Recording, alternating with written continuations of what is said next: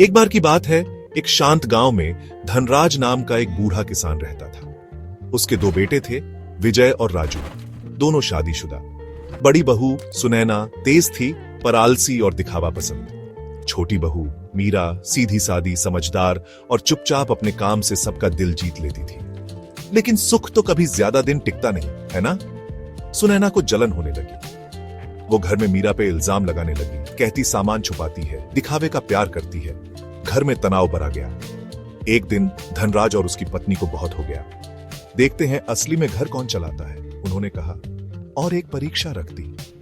पहले बजट की चुनौती। दोनों बहुओं को 1000 रुपये और 1 महीना घर चलाने को दिया। सुनैना ने खूब पैसे उड़ाए, मिठाइयां, महंगा सामान, रिश्तेदारों को इंप्रेस किया।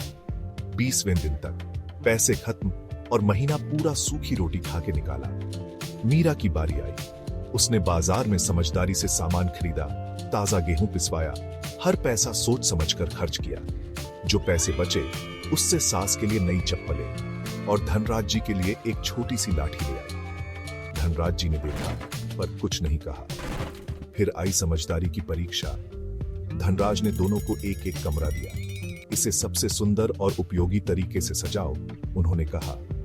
सुनैना ने अपने कमरे को झूमर, घड़ियों, पर्दों और तस्वीरों से भर दिया। चमक तो रही थी पर खालीपन सा लग रहा था। मीरा ने अपने कमरे में बस एक छोटा सा दिया रखा। जब उसने उसे जलाया तो पूरा कमरा एक नरम रोशनी से भर गया। मैंने इसे रोशनी से भरा है, उसने बताया, जो आंखों को सुंदर लगे और मन को शांति दे।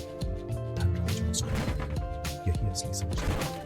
अंत में परिवार पर मुसीबत आ गई। गांव के ठाकुर ने उनके खेत पर झूठा दावा कर दिया। घर में हाहाकार मच गया। सुनैना अपने मायके भाग गई, पर मीरा वो एक के बाद एक कचहरी गई, पुराने कागज ढूंढे और 2 गवाह लाकर परिवार की जमीन बचाई। जब वो वापस आई तो पूरा परिवार इंतजार कर रहा था। धनराज की आंखों में आंसू आ गए। मीरा, तुम सिर्फ हमारी बहू नहीं, तुम हमारे घर की शक्ति हो। तुमने हमारा घर, हमारी इज्जत, हमारा परिवार बचाया।